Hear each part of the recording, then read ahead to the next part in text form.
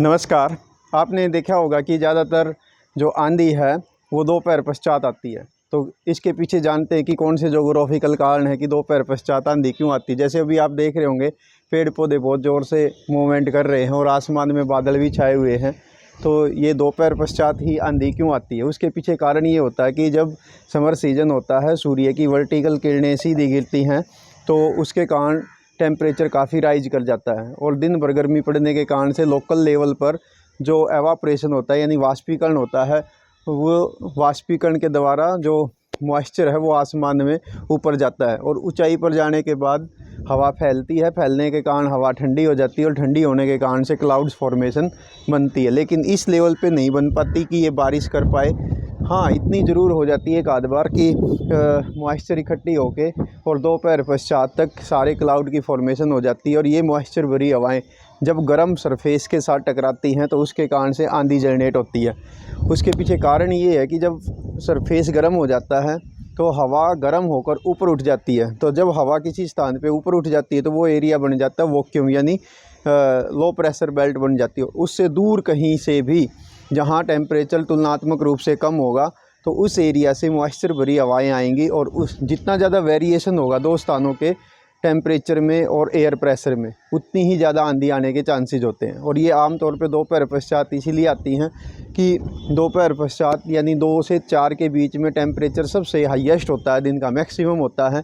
तो उस कारण से लो प्रेशर की जो बेल्ट है या एक लोकल लेवल पे छोटे लेवल पे लो प्रेशर का एरिया क्रिएट हो जाता है और वो एरिया बिल्कुल वैक्यूम हो जाता है। कई बार तो ऐसा होता है कि बिल्कुल हवा नहीं चलती, घुटन भरा मौसम हो जाता है। और जितने बड़े बुजुर्ग तो ये कहते रहे हैं कि जो घोट होती है ना, जितनी ज़्यादा घुटन होगी उतनी ज़्यादा ज़ोर की आंधी आने के चांसेस हैं।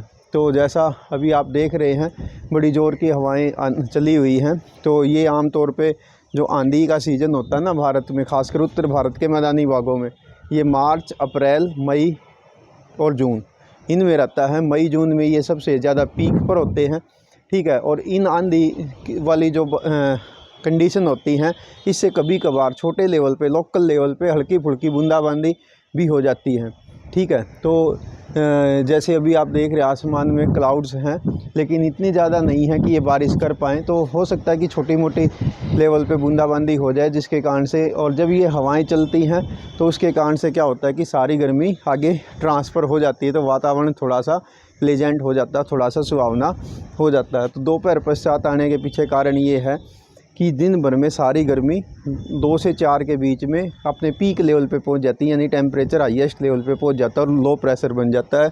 इसके कारण से दूर कहीं से, अब जैसे कई बार क्या होता है इसमें जो वेस्टर्न डिस्टर्बेंस है वो भी अपनी प्लस भूमिका निभाते हैं और अरेबियन सी से जो मॉइस्चर भरी हवाएं हैं कई बार वो भी ऐड हो जाती हैं। तो उसके कारण से थोड़ा बड़े लेवल पर भी बारिश हो सकती है। लेकिन अभी जैसे आप देख रहे हैं ये कंडीशन जो है वो बहुत बड़े लेवल पे नहीं है बल्कि ये लोकल लेवल पे है।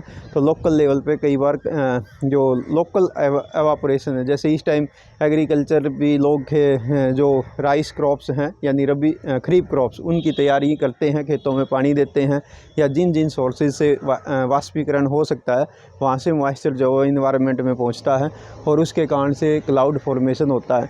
अब कई बार आपके मन में ये आएगा प्यारे विद्यार्थियों कि जो क्लाउड है इनका फॉर्मेशन ऊंचाई पर ही क्यों होता है। तो उसके पीछे कारण होता है कि जब हवा गर्म होती है किसी स्थान की, टेम्परेचर बढ़ता है, एवापोरेशन होता है, तो ये नमी जो है एवापोरेशन के साथ वाष्पीकरण के साथ ऊंचाई पर पहुंचती है और प्रत्येक 165 मीटर पर ये टेम्परेचर जो है 1 डिग्री सेल्सियस गिर जाता है। तो जितनी ज़्यादा ऊंचाई पे जाता जाएगा तो टेम्परेचर गिर जाता है। तो इसलिए आमतौर पे जो बादल होते हैं वो लगभग 2 किलोमीटर की ऊंचाई पर फॉर्म होने शुरू हो जाते हैं। जो मानसून के बादल होते हैं वो तो 2 किलोमीटर तक ऊंचे होते हैं, लेकिन ये अक्षोभ मंडल यानी ट्रोपोस्फियर में ये क्लाउड फॉर्मेशन होता है जो नॉर्मली आपका 6 किलोमीटर भी हो सकता है, 8 भी हो सकता है, एवरेजली 13 किलोमीटर हो सकता है और मैक्सिमम जो है वो 18 किलोमीटर हो सकता है, ठीक है। तो ये था थोड़ा सा आपके लिए ज्योग्राफिकल इसको कंसेप्ट को समझाने का प्रयास कि आप रियल लाइफ में देख पाएँ कि आंधी अक्सर दोपहर पश्चात या शाम को ही क्यों आती है और